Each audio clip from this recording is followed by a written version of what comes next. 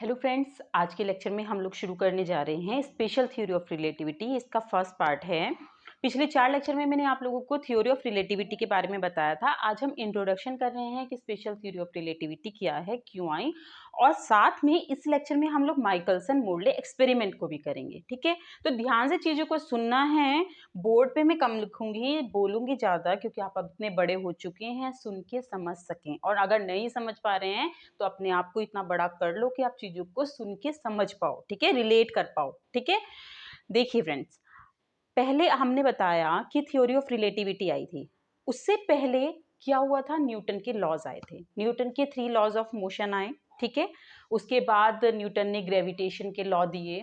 उसके बाद मैक्सवेल्स ने इलेक्ट्रिसिटी एंड मैग्नेटिज्म के लिए लॉज फॉर्मुलेट हुए कि जब कोई चार्ज मूव करता है तो करंट फ्लो होता है। चार्ज के मूव करके जब करंट फ्लो होता है उसके अराउंड एक मैग्नेटिक फील्ड होता है। इस तरह इलेक्ट्रोडायनेमिक्स के भी सारे कॉन्सेप्ट हो गए, और मैक्सवेल ने 4 इक्वेशन दी इलेक्ट्रोडायनेमिक्स के लिए, जो कि वेल नोन है आपको, और उसी की हेल्प से उन्होंने स्पीड ऑफ लाइट निकाली।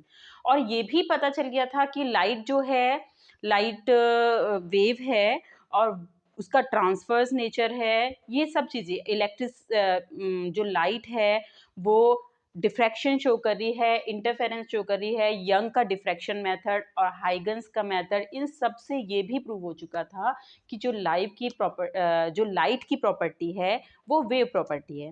तो इतना सब कुछ क्लियर हो गया। अब देखिए, इसी टाइम पे ही न्यूटन ने ये हाइपोथेसिस रखी थी कि पूरे यूनिवर्स में एक मीडियम है, एक हाइपोथेटिकल मीडियम है, वो ईथर मीडियम है। ठीक है, AETHER, ठीक है, ईथर मीडियम है। और ये जो ईथर मीडियम है पूरे यूनिवर्स में स्प्रेड है, इतना बड़ा मीडियम है ये। और इस मीडियम की जो प्रॉपर्टीज हैं उन्होंने तभी एकदम डिसाइड नहीं की थी कि किस तरह का है वो। जैसे जैसे लॉज फॉर्मुलेट होते गए तो इसी तरह ऐड ऑन होते चले गए उसकी प्रॉपर्टीज की, ईथर मीडियम की प्रॉपर्टीज क्या है। तो जब न्यूटन ने अपने ग्रेविटेशन के लॉ दिए थे तब भी उन्होंने एक कॉन्सेप्ट कंसिडर करके चले थे कि पूरे यूनिवर्स में एक मीडियम फैला हुआ है, और इस मीडियम के रेस्पेक्ट में सारी चीजें मूव कर रही हैं। दैट मीन्स कि ये यूनिवर्सल फ्रेम ऑफ रेफरेंस है। तो न्यूटन के अकॉर्डिंग एक यूनिवर्सल फ्रेम ऑफ रेफरेंस है जो ईथर है, और एब्सोल्यूट टाइम का भी कॉन्सेप्ट था।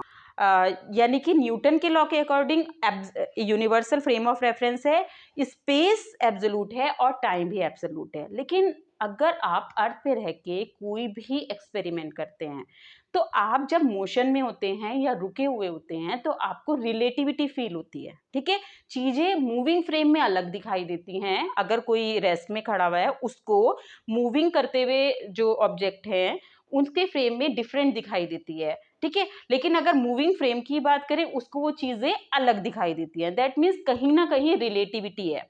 तो उसके लिए गैलीलियन ने ट्रांसफॉर्मेशन इक्वेशन दी थी और फ्रेम ऑफ रेफरेंस का कॉन्सेप्ट आया। उसके अकॉर्डिंग हर बॉडी के साथ अटैच एक फ्रेम ऑफ रेफरेंस है, उसके अकॉर्डिंग वो जज करता है कि चीजें कैसे हो रही हैं। ठीक है, तो फ्रेम ऑफ रेफरेंस आपको पता चल गया है। आप देख रहे हो या मूव करता हुआ कोई ऑब्जेक्ट देख रहा है, घूमता हुआ ऑब्जेक्ट कोई देख रहा है, तो हर किसी के साथ एक फ्रेम ऑफ रेफरेंस है। अब बात आती है कि फ्रेम ऑफ रेफरेंस कितने टाइप के होते हैं। ये भी मैंने आपको बताया था कि 2 टाइप के होते हैं, इनर्शियल और नॉन इनर्शियल, और इसका पूरा अच्छे से कॉन्सेप्ट भी समझाया कि रेस्ट वाला और मूविंग वेलोसिटी से स्पीड कर कांस्टेंट वेलोसिटी से मूव करने वाला जो रेफरेंस ऑफ फ्रेम है वो आपके इनर्शियल फ्रेम है, और एक्सेलरेटेड फ्रेम या रोटेटिंग फ्रेम, इन फ्रेम को आप नॉन इनर्शियल फ्रेम कहते हैं। देखिए, इन दोनों को क्यों डिवाइड करना पड़ा डिफरेंट डिफरेंट कैटेगरी में।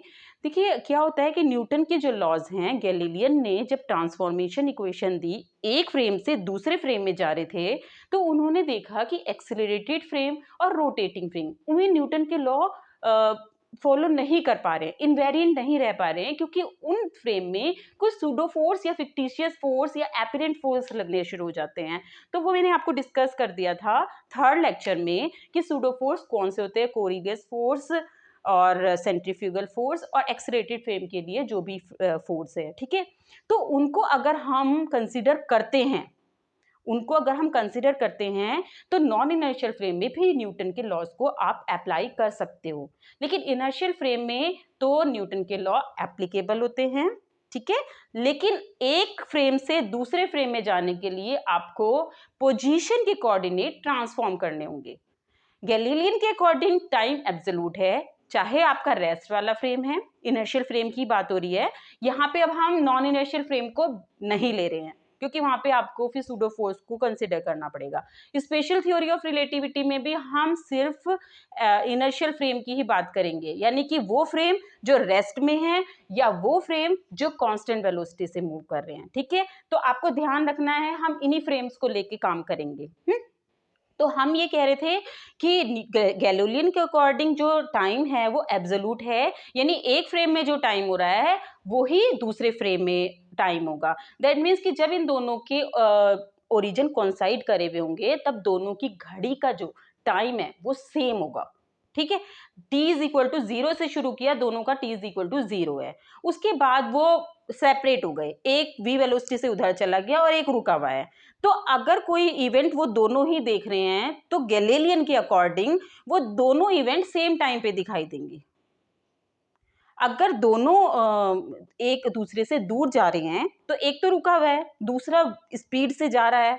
ठीक है, और कोई इवेंट हैपन हो रही है तो उस इवेंट को दोनों ने देखा, तो दोनों को लगेगा कि ये सेम टाइम पे हैपन हुई है। ठीक है, तो ये एब्सोल्यूट स्केल या साइमुलटेनिटी का रूल होता है कि साइमुलटेनियसली हुई है, एक इवेंट हुई है, एक ही साथ हुई है, दोनों की घड़ी में सेम टाइम है। तो इस कॉन्सेप्ट को लेके गैलीलियो ने अपनी ट्रांसफॉर्मेशन इक्वेशन दी। ओके, अब देखिए गैलीलियन की ट्रांसफॉर्मेशन इक्वेशन से न्यूटन के लॉज तो इनवेरिएंट थे, दैट मीन्स कि एक इनर्शियल फ्रेम में भी सेम थे, दूसरे इनर्शियल फ्रेम में भी सेम थे, लेकिन मैक्सवेल के लॉज को वो इनवेरिएंट नहीं दिखा पा रहे थे।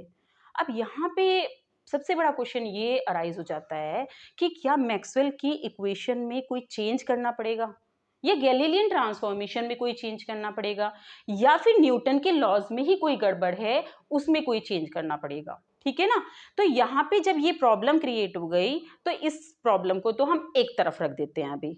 उसी समय पे माइकलसन और मोरले दो साइंटिस्ट थे, उनको दिमाग में ये आ रहा था कि पूरे यूनिवर्स में ईथर मीडियम स्प्रेड हुआ है, हम इस ईथर मीडियम के बारे में पता लगाएंगे और इसकी एग्जिस्टेंस को एक्सपेरिमेंटली प्रूव करेंगे कि ईथर मीडियम एग्जिस्ट करता है।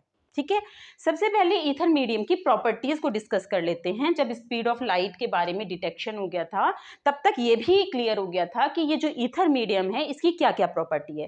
देखिए कि जो ईथर मीडियम है वो हाईली ट्रांसपेरेंट है। ठीक है, ये इसकी फर्स्ट प्रॉपर्टी रखी गई, हाईली ट्रांसपेरेंट। ओके, क्योंकि अगर लाइट का सिग्नल बहुत दूर भी होता है तो भी आपको दिखाई देता है, दैट मीन्स कि जो मीडियम है वो पास कर रहा है लाइट को, that means it is highly transparent. ये प्रॉपर्टी। सेकेंड प्रॉपर्टी, क्योंकि लाइट की स्पीड कितनी ज्यादा है आपको पता है, 3 × 10⁸ मीटर पर सेकेंड, ये मैक्सवेल ने निकाल ही दी थी।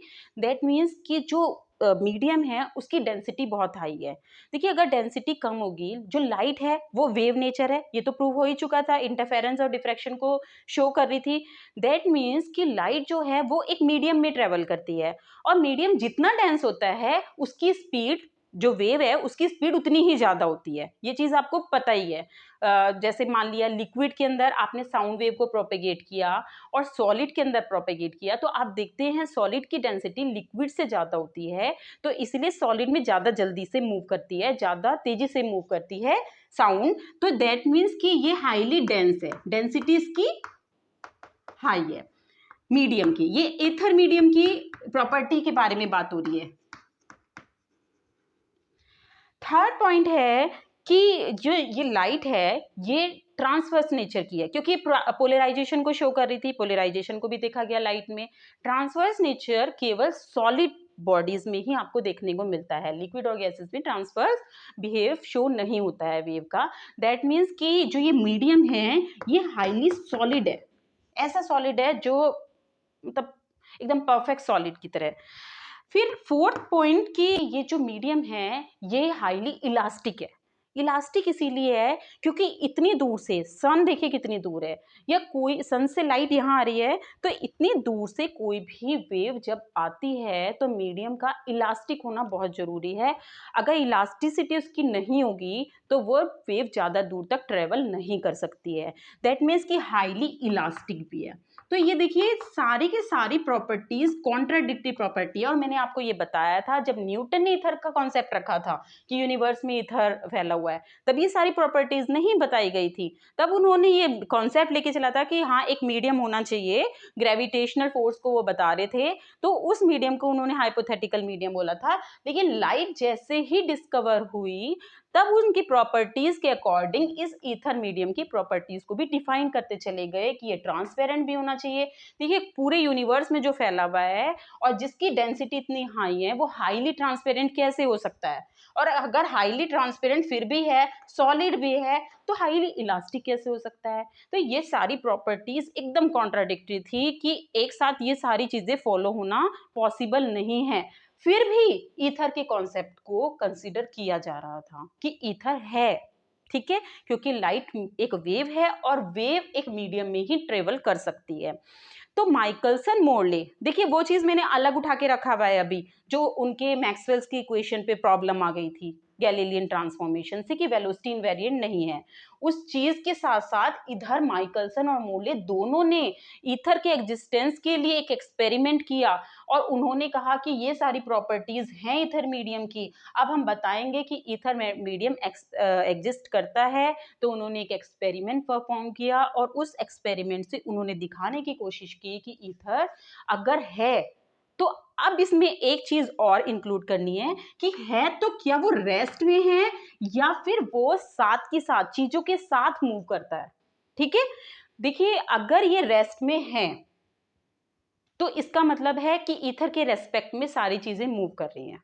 ठीक है, ईथर कांस्टेंट है जो मीडियम है, अर्थ भी उसमें घूम रही है, सन भी इसके रिलेटिव मोशन में घूम रहा है, दैट मीन्स इन दोनों में इनमें रिलेटिविटी है। और अगर ईथर चीजों के साथ मूव कर रहा है तो तब उस कंडीशन में रिलेटिविटी तो नहीं है उनके बीच में, लेकिन एक प्रॉब्लम ये आती है अगर इस कॉन्सेप्ट को रखें कि एब्रेशन ऑफ लाइट होता है। ठीक है, स्टार से स्टार लाइट का एब्रेशन होता है जब आप अर्थ में देखते हैं, अगर चीजें उसके साथ चलेंगी उनमें रिलेटिव मोशन नहीं होगा तो एब्रेशन नहीं होगा। दैट मीन्स कि मोशन में नहीं है जो ईथर है वो रेस्ट में है, और चीजें जितनी भी चीजें हैं जितनी भी प्लेनेट हैं वो सब इसके रेस्पेक्ट में मूव कर रहे हैं, रिलेटिव मोशन में है। ये चीज एकदम क्लियर है ना आपको। तो अब ये है कि ईथर रेस्ट में है, इस कॉन्सेप्ट को लेके माइकलसन मोर्लेन ने ईथर मीडियम की प्रेजेंस का पता लगाने की कोशिश की। हम लोग अब माइकलसन मोर्ले एक्सपेरिमेंट भी पढ़ेंगे, लेकिन ये लेक्चर उसमें बहुत लंबा हो जाएगा, तो इसके लिए सेपरेटली नेक्स्ट लेक्चर में बनाऊंगी। तो मैं आपको थोड़ा सा इससे आगे का पोर्शन भी बता देती हूँ कि माइकलसन मोर्ले एक्सपेरिमेंट जब किया गया तो बहुत तरीके से किया गया फ्रेंड्स, और ईथर के एग्जिस्टेंस का पता नहीं लग पाया। ईथर के एग्जिस्टेंस का पता नहीं लग पाया तो ये तो निगेटिव रिजल्ट हो गया। बहुत कोशिश की थी इन लोगों ने, तो प्रॉब्लम ये आई कि ईथर का पता नहीं लगा पा रहे हैं। साल के डिफरेंट डिफरेंट मंथ में किया गया है इसको, एक्सपेरिमेंट को घुमा के अलग अलग तरीके से किया गया। जब मैं एक्सपेरिमेंट आपको बताऊंगी तब देखेंगे। तो दैट मीन्स कि नल रिजल्ट मिला उनको, लेकिन इसका बहुत बड़ा कॉन्ट्रीब्यूशन है स्पेशल थ्योरी ऑफ रिलेटिविटी में। यहीं से आइंस्टीन ने ये कहा कि जो स्पीड ऑफ लाइट है वो उसको चलने के लिए किसी मीडियम की ज़रूरत नहीं होती है, ये वैक्यूम में ट्रेवल कर सकता है, ईथर प्रेजेंट नहीं होता है। लेकिन ये एक्सेप्ट करना उस टाइम में बहुत मुश्किल था, क्योंकि सारे जो भी न्यूटन के लॉ बने थे, जो भी चीज़ें हैं, वो सब ईथर मीडियम के ऊपर ही बनी थी। ये हाइपोथेटिकल मीडियम लिया जा रहा था, लेकिन आइंस्टीन ने ये इस तरह का कॉन्सेप्ट रखा, और इस कॉन्सेप्ट को और साथ में गैलीलियन ने जो बोला था कि हर इनर्शियल फ्रेम में न्यूटन के लॉ वैलिड होते हैं, तो उन्होंने एक और पोस्टुलेट रखा कि हर इनर्शियल फ्रेम में सब फिजिकल लॉ सेम फॉर्म में रहते हैं। ठीक है, तो फर्स्ट पोस्टुलेट ये हो गया। सेकंड पोस्टुलेट उन्होंने कहा कि स्पीड ऑफ लाइट कांस्टेंट रहती है हर इन वैक्यूम में। ठीक है, ये ध्यान रखना है वैक्यूम में। इन दोनों पोस्टुलेट को यूज करना है और ट्रांसफॉर्मेशन इक्वेशन निकालनी है। तो ट्रांसफॉर्मेशन इक्वेशन अगर निकालेंगे दैट मीन्स गैलीलियन की ट्रांसफॉर्मेशन इक्वेशन गलत है।